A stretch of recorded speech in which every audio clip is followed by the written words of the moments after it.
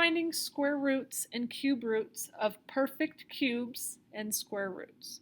So what that means, so if you look at this, we have the square root of 4. That's what we call it, square root.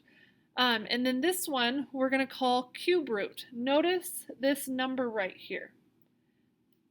When you look at this one, if you think about the square root of 4, square root of 4 is what number times itself gave you 4? So we can think of it as 2 times 2. We are looking what number multiplied times itself twice. This one, we're going to look at what number multiplied times itself 3 times. So if you look, 8 is, let me write that a little bit differently. Sorry, I decided to do it a little bit differently. So 8 comes from 2 times 4. But we're looking for what number multiplied times itself 3 times. So if I have 4, 4 comes from 2 times 2. So this is just a factor tree. I'm looking for what numbers multiplied to get 8. So to get 8, you would do 2 times 4. 4 comes from 2 times 2. Notice 2 times 2 times 2. So we could write that as the cube root of 2 times 2, which is 4, times 2 is 8. So the answer to the cube root of 8 is just 2. It multiplied times itself 3 times. 2 times 2 is 4, times 2 is 8. Okay? Then look at this one. The square root of 4 is 2 times 2. So the square root of 4 is 2. So when you have a radical, and remember this is called a radical, with no number, then it is an implied 2. So you can actually write a 2 here knowing that you want a number times itself. It has to multiply 2 times. You are looking for what number multiplied times itself that number of times. So if it's a cube root, you're looking for what number multiplied 3 times. If it's a square root, you're looking for what number multiplied 2 times by itself. You can also have like a fourth root.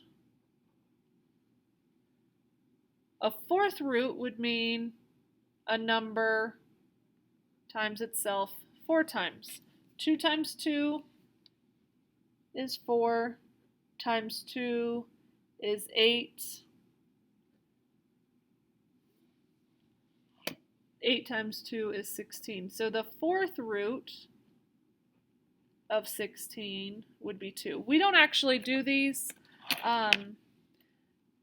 or we're not working on these right now. We're just looking at cube roots. But I wanted to show you, it doesn't matter what this number is. It's just telling you to look for what number multiplied itself that number of times. So the square root of 2 times 2 times 2 times 2, or 2 times 2 is 4, times 2 is 8, times 2 is 16, it would be 2. Okay, so let's look at these ones. The square root of 4 is 2 times 2. So the square root of 4 is 2. Remember, if there's no number there, it's an implied 2. The square root of 9, well, think about what multiplies to get 9. And you can do this by taking 9 and divide by 3. Well, let's do 9 divided by 2. 9 divided by 3, it's 3 and 3. So the square root of 9 is 3. Let's take the square root of 16, divide it by 2. Notice that's 2 and 8. So 2 and 8, where does 8 come from? 4 times 2, or just keep going. Ignore that.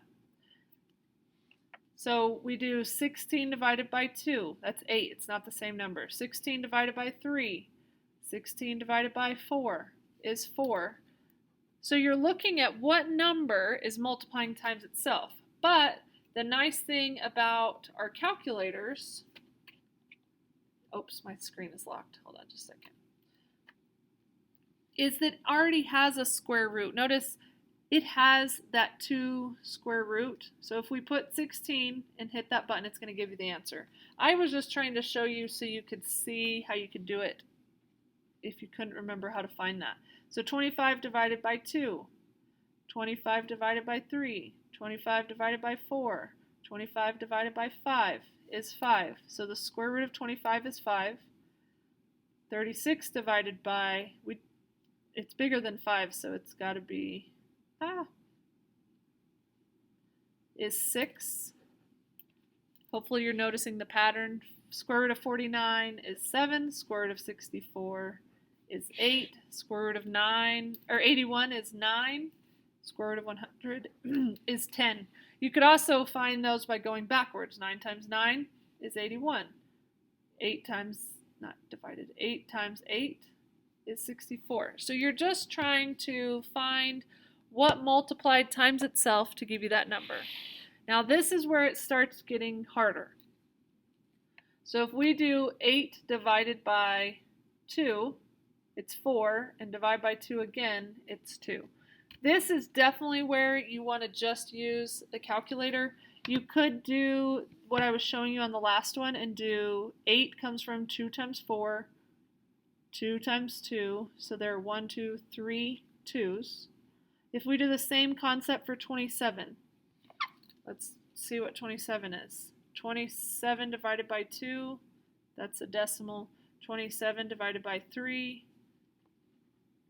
is 9. Well, 9 divided by 3 is 3.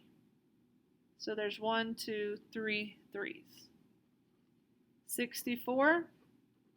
64 divided by 2. Divided by 2 again. That's 16. So that's not that one. So 64 divided by 3. 64 divided by 4 is 4 and 16. Divide by 4 again, and it's 4. So 64 divided, or the cube root of 64 is 4. Okay, I'm going to now just show you how to do it using your calculator.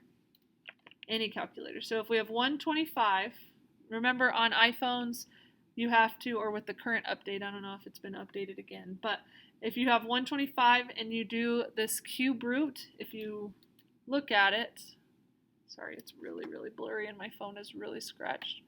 Notice that 3, you're just going to hit that button and it's going to tell you it's 5. 216 cube root is 6. 343 cube root is 7. 512 cube root is 8. 729 cube root is 9. 1000 cube root is 10. So, oh my goodness, I am so sorry. That was so blurry. My bad, sorry. Hopefully you were able to write all that down. If you need to pause it, go ahead and pause it. Okay, so I did these first ones just to show you where it's coming from. But we have a calculator that will do these steps. So you might as well use your calculator, learn how to find the square root button and the cube root button.